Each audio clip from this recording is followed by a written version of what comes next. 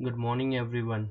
Welcome to our channel and today's video is on chapter 1, that is Introduction to Accounting, which is the first chapter of class 11th accountancy. Before starting our chapter, कुछ questions हैं जो कि मेरे mind में भी हैं और आपके माइंड में भी होंगे, तो हम उस क्वेश्चंस का पहले आंसर देना ज़रूरी समझते हैं।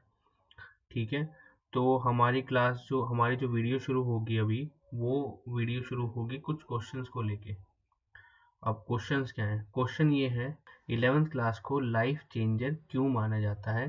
पहला।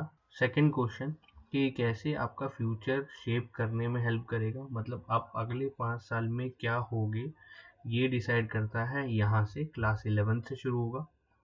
Third question will be how we going to study, that is what will be our mantra, हमारा मंत्रा होगा क्या और हम कैसे पढ़ने वाले हैं अकाउंटेंसी, क्योंकि हमारा जो वीडियो चैनल है वो बेसिकली अकाउंटेंसी पे बेस है। अब शुरू करते हैं पहले क्वेश्चन से। फर्स्ट क्वेश्चन हमारा क्या था? हम ये जानना चाहते हैं कि क्लास 11th लाइफ चेंजर है क्यों? क्यों कहा जाता है इसे लाइफ चेंजिंग? इसलिए कहा जाता है क्योंकि पहला क्वेश्चन हमारा कि हमारी जो क्लास 11th है वो लाइफ चेंजिंग इवेंट क्यों है। अगर हम पीछे जाएं और हम अगर देखें 10th क्लास में, अगर मैं नॉर्मली बताऊं, एक स्कूल में 10th क्लास में ही एक क्लास में 100 स्टूडेंट्स होते हैं, सेक्शन वाइज बटे होते हैं और ऑलमोस्ट 100 स्टूडेंट पढ़ रहे होते हैं। ठीक है, और अगर आप देखो सारे के सारे स्टूडेंट जो 100 स्टूडेंट हैं वो सब एक ही टाइप के सब्जेक्ट पढ़ते हैं।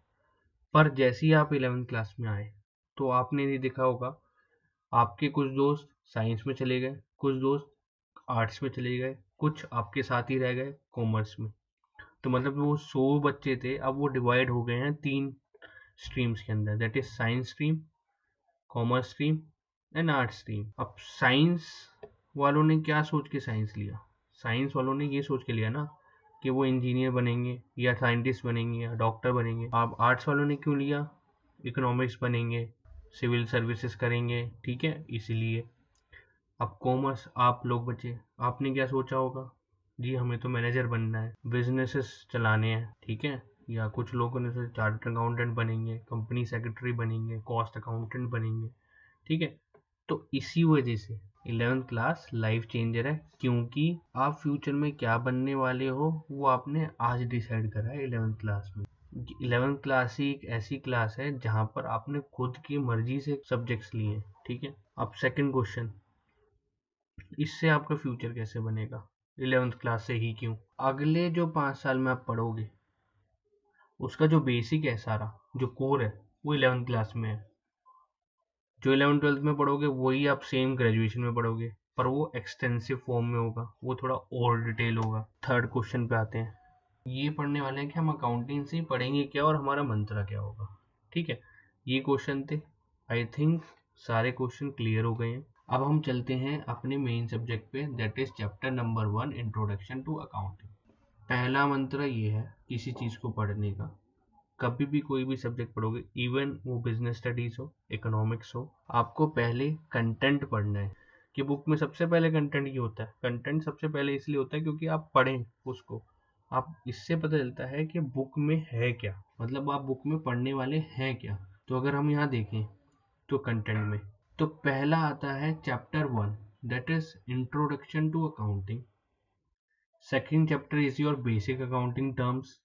Third is your theory base of accounting, accounting standards and international financial reporting standards. Fourth chapter is your basis of accounting. Fifth is your accounting equation. Sixth is on accounting procedures, rules of debit and credit. ये आप सुन के आए हो पहली से, rule of debit credit वाला हिसाब किताब। फिर एक छोटा सा इंट्रोडक्शन डाला गया है goods and service tax, that is GST के लिए, सबको पता है इसके बारे में, न्यूज़ में चाहे डिटेल में ना पता हो, न्यूज़ में आपने सुना है। Seventh chapter is of origin of transaction, that is source documents and preparation of vouchers. Eighth is your journal. Ninth is on ledgers. 10th is on special purpose book first, that is cash book. 11th is your special purpose book other books. 12th will be on bank reconciliation statement. फिर आएगा trial balance. 13 chapter number 14 होगा depreciation, chapter number 15 है provisions and reserves, 16th accounting for bills of exchange, 17 rectification of error, 18th financial statement of sole proprietor, 19th adjustments in preparation of financial statement, 20 accounts for incomplete record single entry system, 21 computer in accounting, 22 accounting software tally। ये है content. सारे 22 chapter हम अपनी cover करेंगे videos में। अब आते हैं कोर्स स्ट्रक्चर में।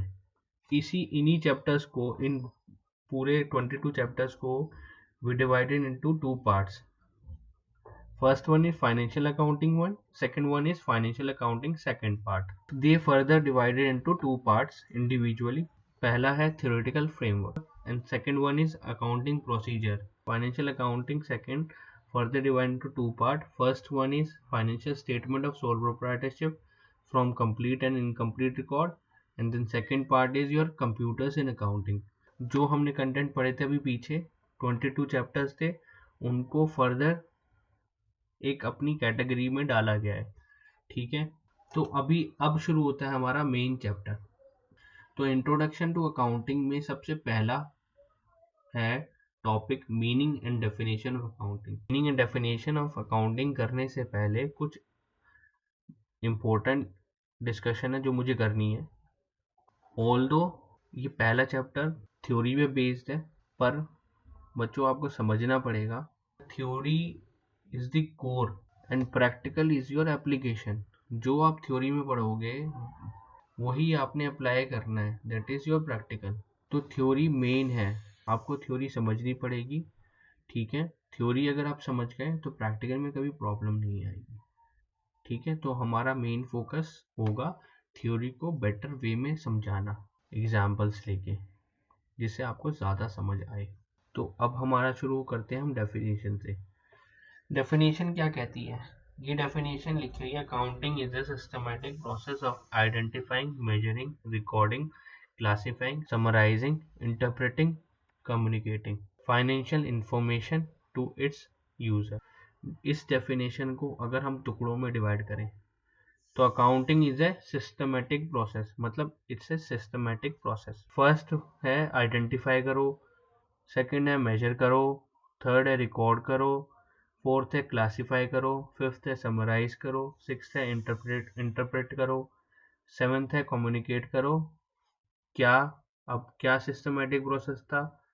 अब सिस्टमैटिक प्रोसेस है फाइनेंशियल इंफॉर्मेशन का, और किसको देना है? यूजर्स के लिए। ठीक है, तो ये हमारी डेफिनेशन है। अब इस डेफिनेशन को फर्दर हम इसको ब्रेक करके समझते हैं कि डेफिनेशन है क्या। अकाउंटिंग प्रोसेस, जैसे हमने बताया था सिस्टमैटिक प्रोसेस है, तो ये सिस्टमैटिक प्रोसेस है। तो सिस्टमैटिक प्रोसेस 7 स्टेप्स में डिवाइड किया गया। First one is identifying. Identifying क्या? आइडेंटिफाई मतलब हमें पिक करना है। तो पिक क्या करना है हमें? फाइनेंशियल ट्रांजेक्शन्स और इवेंट। फिर देन सेकंड स्टेप था, अब हमने पिक कर लिया, देन मेजर करना है इन टर्म ऑफ मनी। ठीक है, मनी मतलब इंडियन रुपीस, हम इंडिया में है तो इंडियन रुपीस, यूएस में होंगे तो यूएस डॉलर। थर्ड स्टेप है रिकॉर्डिंग।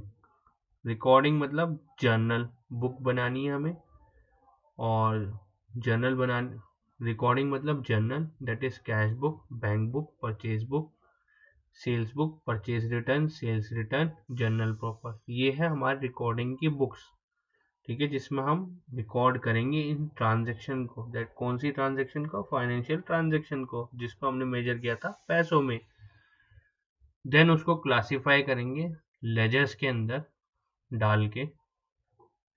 फिर फिफ्थ स्टेप होगा हमारा समराइज करना, दैट इज ट्रायल बैलेंस बनाना, trading and profit and loss account बनाना, जिसे statement of profit and loss account भी कहते हैं, और बैलेंस शीट बनाना।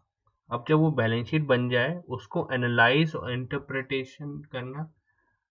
जब ये समराइज हो जाता है उसके बाद हम एनालाइज, जब ये समराइज हो जाते हैं into trial balance, trading and profit and loss account, balance sheet बन जाती है, देन वो एनालिसिस होती है और इंटरप्रिटेशन की जाती है।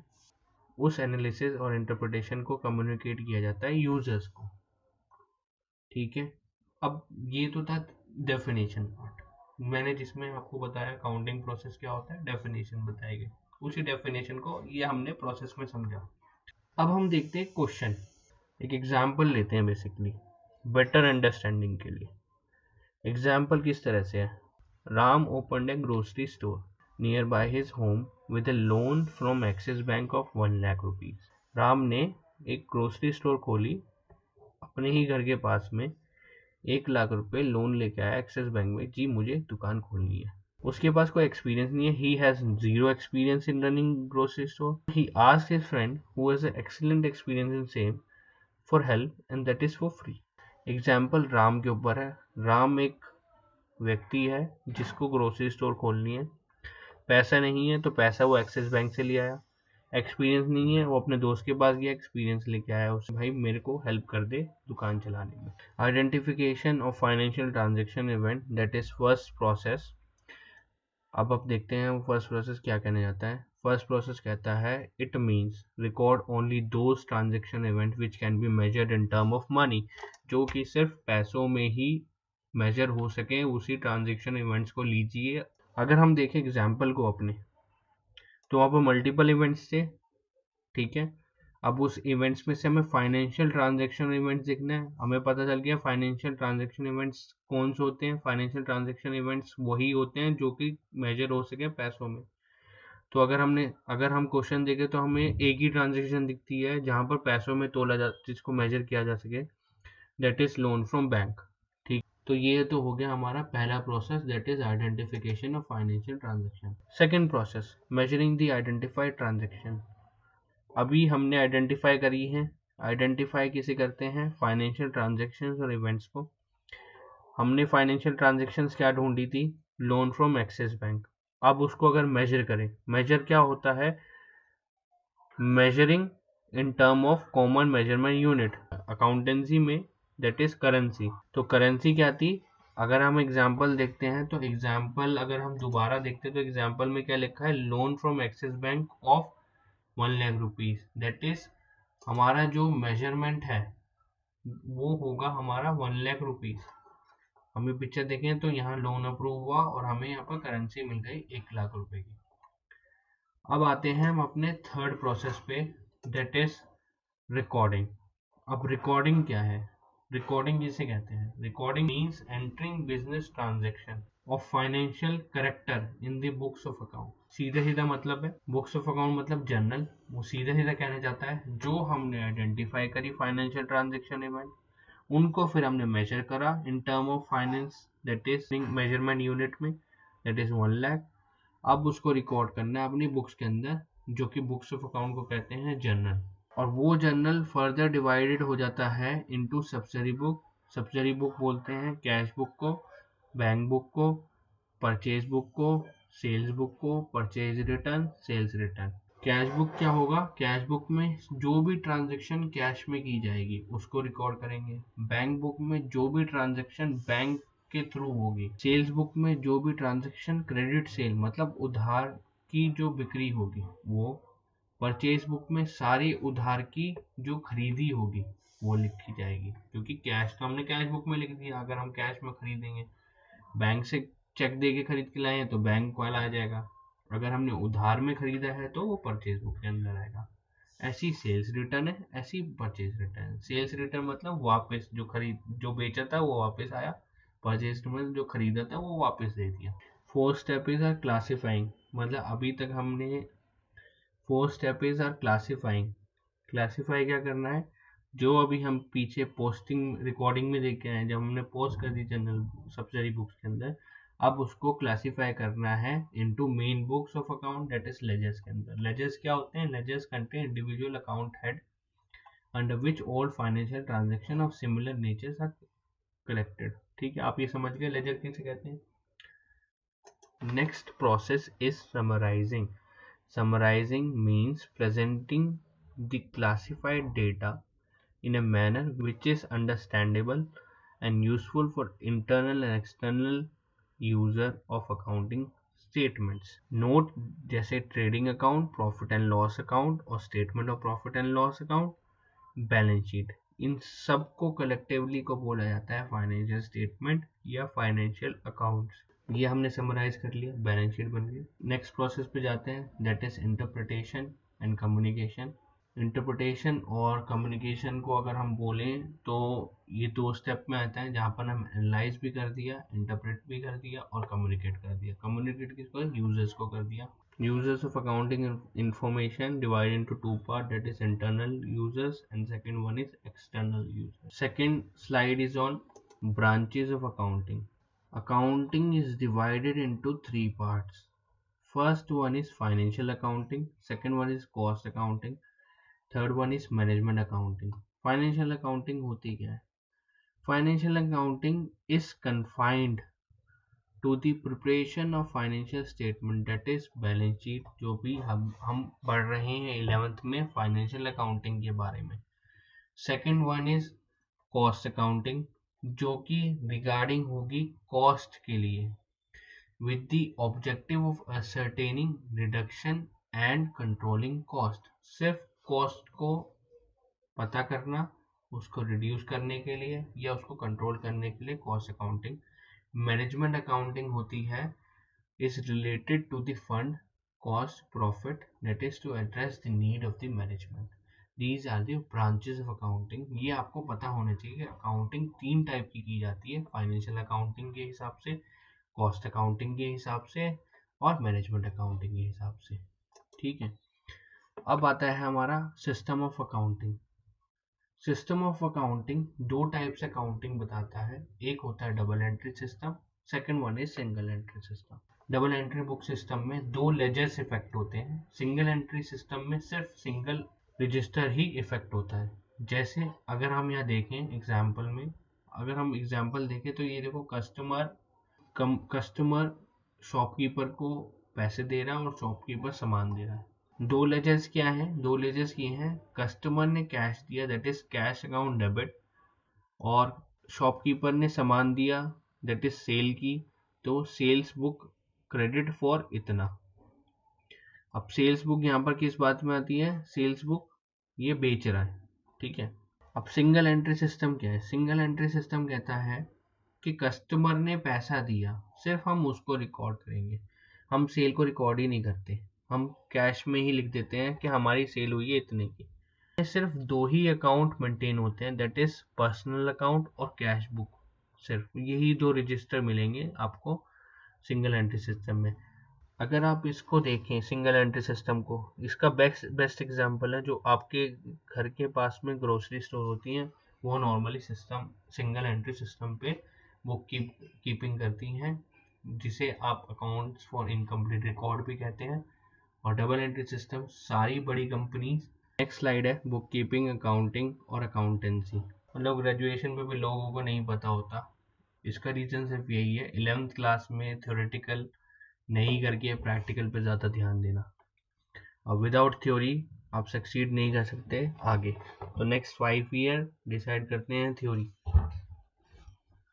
तो बुक कीपिंग किसे कहते हैं? अगर मैंने जो आपको 7 स्टेप्स बताए थे, उन स्टेप को दो पार्ट में डिवाइड किया। एक पार्ट था identifying, measuring, recording, classifying, that is book keeping, that is art of recording business deals in a set of books. Second चला जाता है समराइजिंग, इंटरप्रिटिंग, कम्युनिकेटिंग। ये तीन प्रोसेस जाते हैं अकाउंटिंग में, that is accounting is application of accountancy. अब आता है एज ए होल, जो हमारे सब्जेक्ट का नाम है अकाउंटेंसी। अकाउंटेंसी क्या कहता है? Accountancy is knowledge of accounting, that is it frames rules and principles of accounting. Accounting कैसे की जाएगी, उसके रूल्स, उसके प्रिंसिपल्स बताएगा accountancy.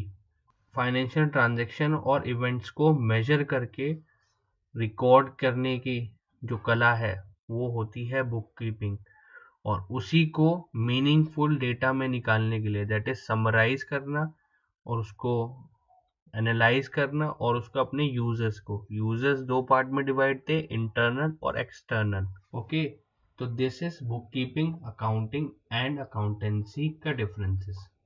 Next is your qualitative characteristics of accounting information. मतलब अकाउंटिंग इंफॉर्मेशन में क्या क्या क्वालिटी होनी चाहिए।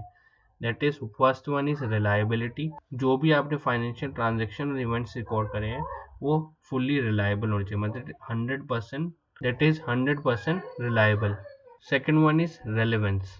रेलेवेंस मतलब आप अगर बिजनेस चला रहे हैं तो कुछ फाइनेंशियल ट्रांजैक्शन अपने पर्सनल लेवल पे भी होंगे, कुछ फाइनेंशियल ट्रांजैक्शन आपके बिजनेस लेवल में होंगे। तो बिजनेस में आप सिर्फ बिजनेस फाइनेंशियल ट्रांजैक्शन इवेंट्स करेंगे, वो फाइनेंशियल ट्रांजैक्शन और इवेंट्स नहीं जो कि आपके पर्सनल है। अंडरस्टैंडेबिलिटी, दैट इज जैसे हमने अब बताया था, समराइजिंग करी थी, तो हमने अकाउंटिंग रूल्स एंड प्रिंसिपल्स पे, फ्रेमवर्क पे काम करा। तो अंडरस्टैंडेबिलिटी मतलब जब कोई चीज़ दी जाती है तो वो समझ में आए। तो अकाउंटिंग इन्फॉर्मेशन कहता है जो आपने फाइनेंशियल ट्रांजैक्शंस और इवेंट्स रिकॉर्ड करे हैं, that must be understandable. Fourth one is comparability. Comparability मतलब you can compare those financial transaction events intra firm और इंटर फर्म। इंट्रा फर्म मतलब within firm, that is year by year comparison. Inter firm means दो companies के बीच में जिसमें same business कर रहा है। तो अभी आप ये समझिए qualitative characteristics of accounting information क्या है। सो आज की क्लास लंबी हो गई है, वैसे भी थ्योरी सब्जेक्ट है, ज़्यादा पढ़ेंगे तो सिस्टम क्रैश हो जाएगा। तो आज की क्लास यहीं ख़त्म होगी, ठीक है। हम नेक्स्ट क्लास में क्या करेंगे, जो हमने थ्योरी पढ़ा है we take up an practical example और आपको समझाएंगे कि ये थ्योरी की एप्लीकेशन क्या है। जो अभी तक हमने थ्योरी पढ़ी है वो सारी एप्लीकेशन आपकी प्रैक्टिकल क्वेश्चन पे करके दिखाएंगे।